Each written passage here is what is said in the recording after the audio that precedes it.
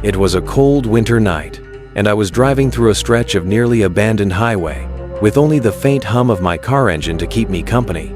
I had been on the road for hours, my eyes weary, and the coffee from my last stop doing little to help. The road signs promised a motel just a few miles ahead, and though I had no plans to stop initially, the creeping fatigue made the decision for me. When I pulled into the parking lot, the scene was something straight out of a suspense film. The motel was old and tucked away in a wooded area, its neon sign flickering faintly against the backdrop of tall, looming trees. The parking lot was mostly empty, save for a couple of cars scattered across the dimly lit space. The air was heavy with silence, broken only by the distant rustle of leaves in the wind. I parked near the front office and stepped out into the biting cold. The building's exterior was worn, its paint peeling in places and the wooden steps creaking under my weight. Inside, the front desk was manned by a man who looked as though he had been working there for decades.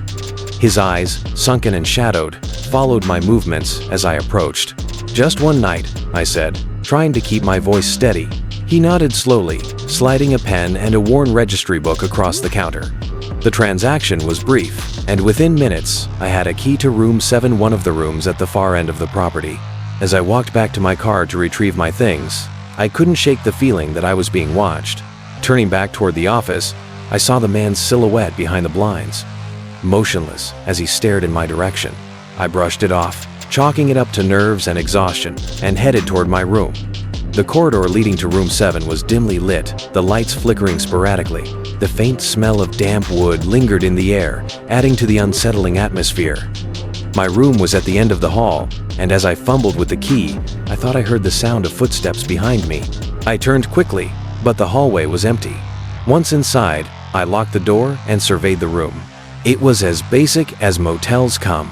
A bed with a scratchy-looking comforter, a small television on a dresser, and a bathroom with an old shower curtain that had seen better days. Despite its simplicity, it was clean enough. I set my bag down and decided to skip a shower. All I wanted was sleep. As I lay in bed, the wind outside howled against the windows, rattling the panes and amplifying the motel's eerie ambiance.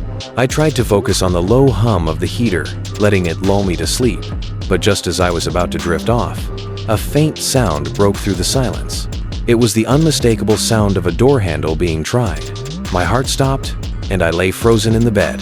The sound came again, this time closer. Someone was testing the doors in the hallway, room by room. The pattern was deliberate. I held my breath as I heard the footsteps approach my door. My handle jiggled lightly, and then silence. I waited, the minutes stretching into what felt like hours. Finally, the footsteps receded, and I exhaled, trying to convince myself that maybe it was just someone drunk looking for their room.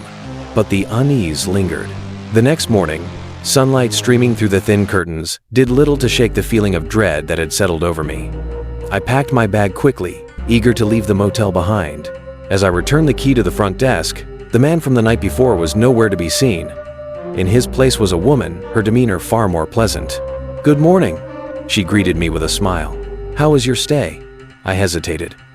"It was fine," I lied, not wanting to delve into the previous night's events. As I turned to leave, she called out, "Wait, did you happen to see anyone around last night?"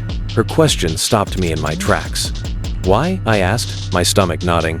"We've had reports of someone wandering the halls late at night," she said, her smile fading. "We're looking into it." I nodded slowly, feeling the weight of her words settle on my chest. Without another word, I stepped out into the daylight, got into my car, and drove off, leaving the unsettling experience behind her, so I thought. Days later, curiosity got the better of me. I found myself searching for reviews of the motel online. Among the typical complaints about outdated rooms and thin walls, one comment stood out. "Stayed here last month. Heard someone trying to open my door in the middle of the night. Won't be staying again." I clicked on the reviewer's profile, and to my horror, I saw that their review had been left a year ago. The realization hit me like a cold wave. This wasn't a one-time occurrence. Something or someone was haunting that motel, and I had narrowly escaped being part of their story. Even now, the memory lingers. Every creak of a door or shadow in the corner of my vision takes me back to that night.